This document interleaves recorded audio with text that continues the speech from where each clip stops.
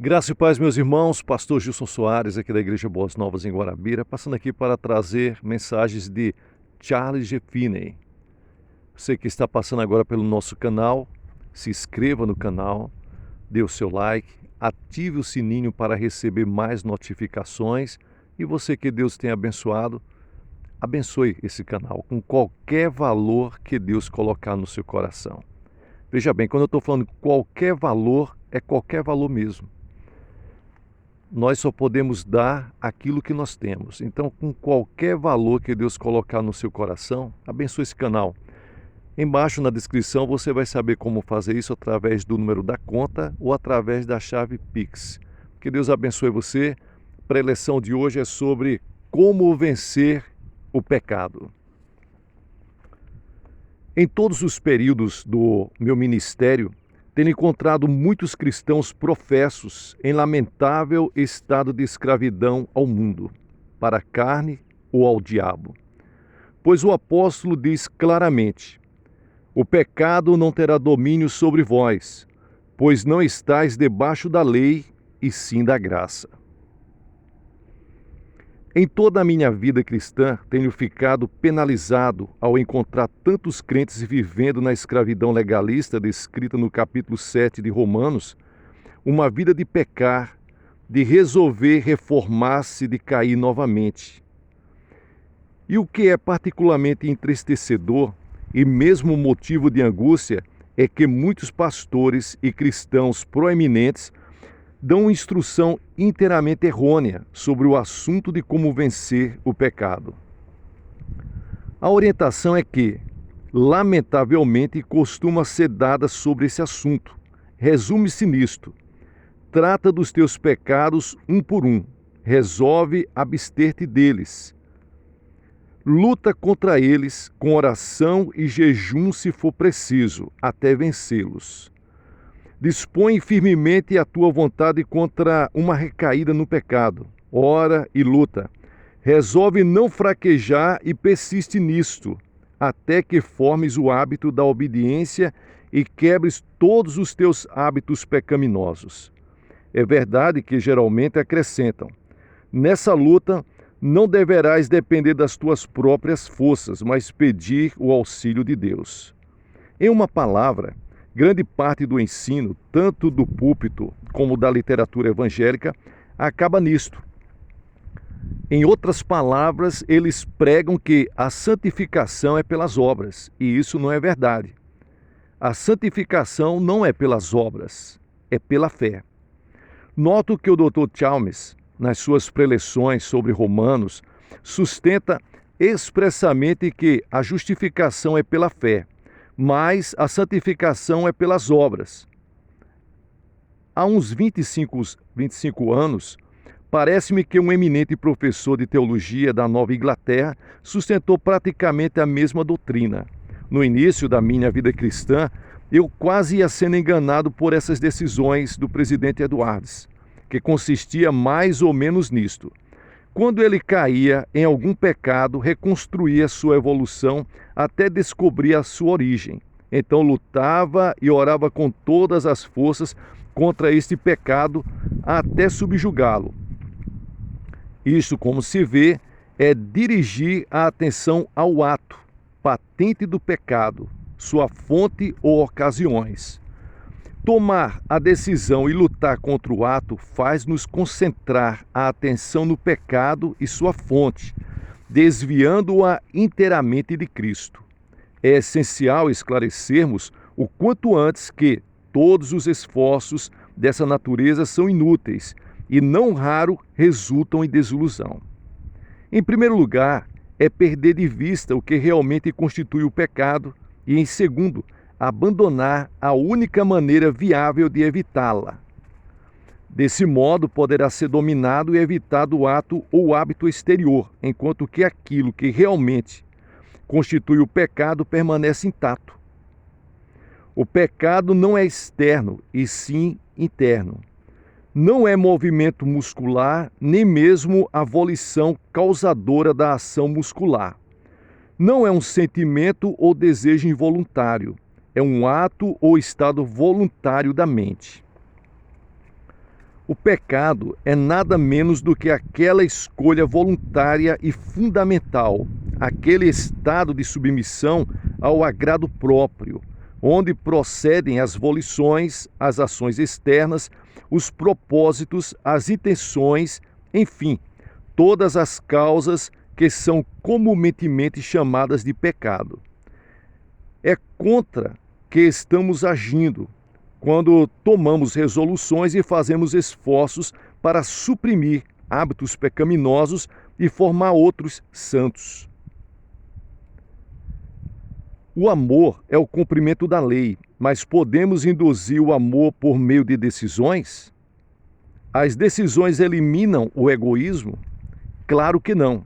Podemos suprimir esta ou aquela manifestação ou expressão do egoísmo, resolvendo não fazer isto ou aquilo, orando e lutando contra o mal.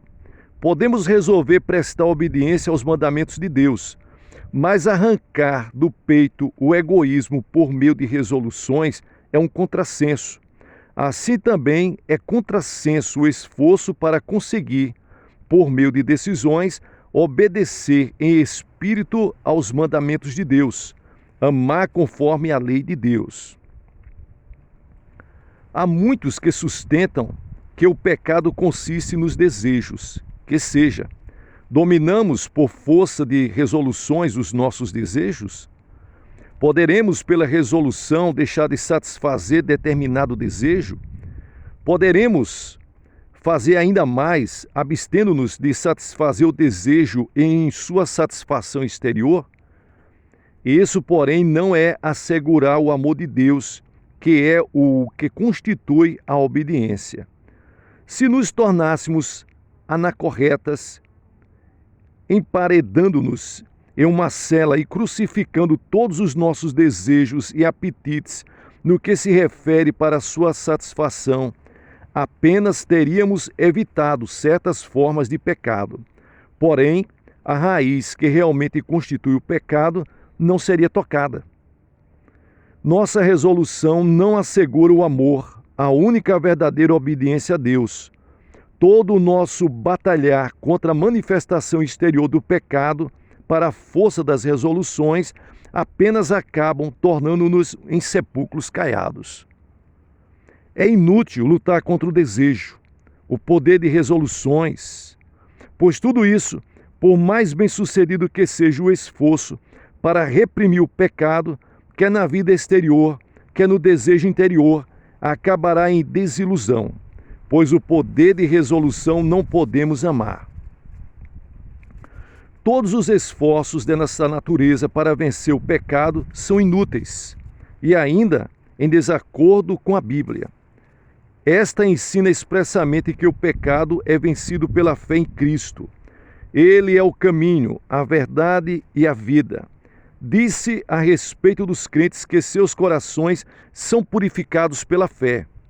Atos capítulo 15, versículo 9. E em Atos capítulo 26, versículo 18, afirma que são santificados pela fé em Cristo. Em Romanos capítulo 9, versículo 31 e 32, lemos que os judeus não atingiram a justiça porque não a buscaram pela fé e sim pelas obras. A doutrina da Bíblia é que, pela fé, Cristo salva o seu povo do pecado, que o Espírito de Cristo é recebido pela fé que habita no coração. É a fé que opera pelo amor. O amor é operado e sustentado pela fé. Pela fé os crentes vencem o mundo, a carne e o diabo. É pela fé que se apagam todos os dardos inflamados do maligno. É pela fé que os crentes se revestem do Senhor Jesus Cristo e se despem do velho homem com seus feitos. É pela fé que combatemos o bom combate e não pelas resoluções. É pela fé que ficamos em pé e pelas resoluções é que caímos. Esta é a vitória que vence o mundo, a nossa fé. É pela fé que a carne é subjugada e conquistados os desejos carnais. Na realidade, é simplesmente pela fé que recebemos o Espírito de Cristo para operar em nós o querer e o efetuar segundo o seu beneplácito. Ele derrama em nosso coração o seu próprio amor, acendendo assim o nosso coração. Todavia, sobre o pecado, vem pela fé em Cristo a nossa vitória. E quando o pensamento destrutivo, pensamento de pecado, se desvia de Cristo para as resoluções e as lutas contra o pecado, quer tenhamos consciência disso ou não, estamos agindo com nossas próprias forças, rejeitando o socorro de Cristo. Estamos sob uma perigosa ilusão. Nada senão a vida e energia do Espírito de Cristo dentro de nós pode nos salvar do pecado.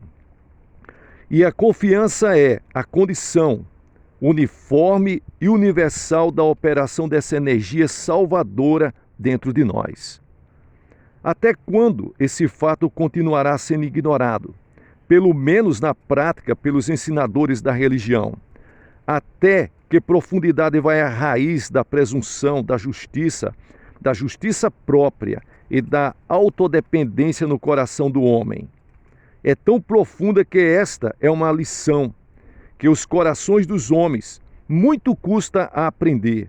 Renunciar à autodependência e confiar inteiramente em Cristo Jesus.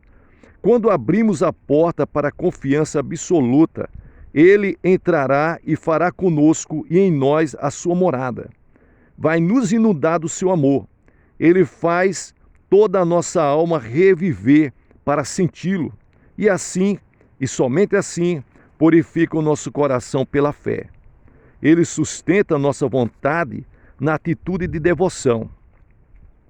Ele aviva e regula nossos afetos, desejos, apetites e paixões, tornando-se a nossa santificação.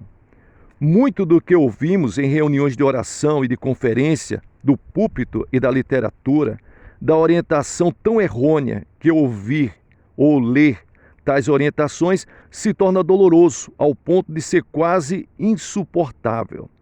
E isso pode gerar ilusão, desânimo e a rejeição prática de Cristo conforme é apresentado no Evangelho. Ai da cegueira que conduz para a confusão a alma que anseia a libertação do poder do pecado.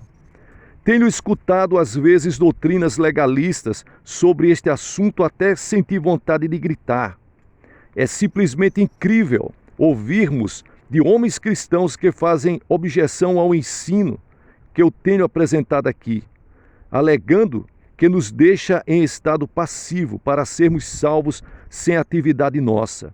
Que ignorância essa objeção revela. A Bíblia ensina que, pela confiança em Cristo, recebemos uma influência interior que estimula e dirige a nossa atividade. Que pela fé recebemos sua influência purificadora no recôndito do nosso ser. Que através da sua verdade revelada diretamente para a alma, Ele vivifica todo o nosso ser interior para ter atitude de amor e obediência. E é esse o caminho, não havendo outro caminho prático para vencermos o pecado. Mas alguém poderá perguntar: não nos exorta o apóstolo assim? Desenvolvei a vossa salvação com temor e tremor, porque Deus é quem efetua em vós tanto querer como realizar, segundo a sua boa vontade?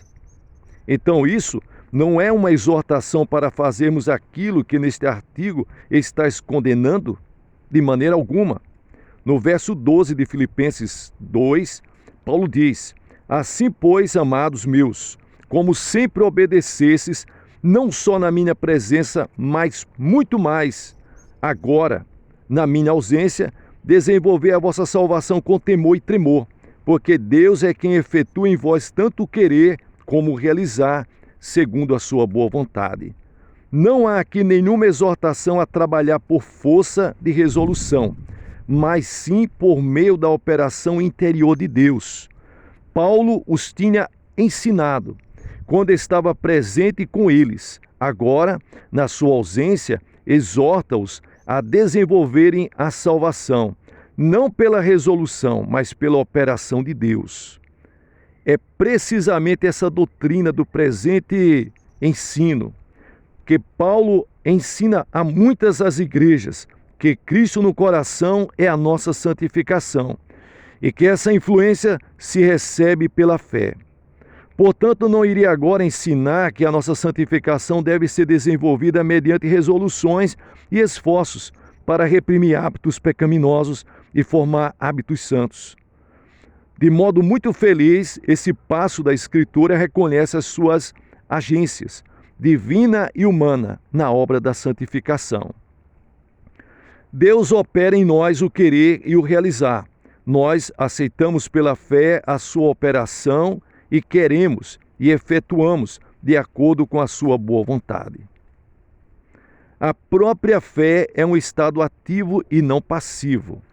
A ideia de que uma santidade passiva é um contrassenso é verdade.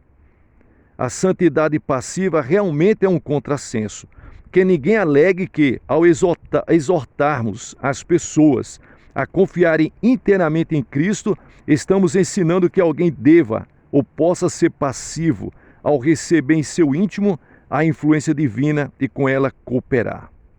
Essa influência é moral e não física. É persuasão e não força. Influencia a livre vontade e, por conseguinte, o faz pela verdade e não pela força. Oxalá fosse compreendido que toda a vida espiritual que houver em qualquer pessoa é recebida de Cristo pela fé, como o ramo recebe da videira a sua vida. Abaixo com o evangelho das resoluções.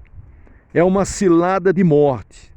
Abaixo com o esforço para tornar a vida santa, quando o coração não tem em si o amor de Deus.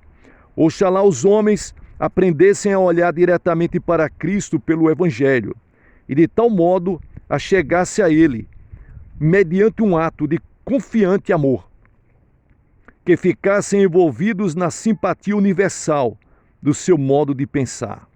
Isso, e somente isso, é santificação. Que Deus abençoe vocês de uma forma poderosa.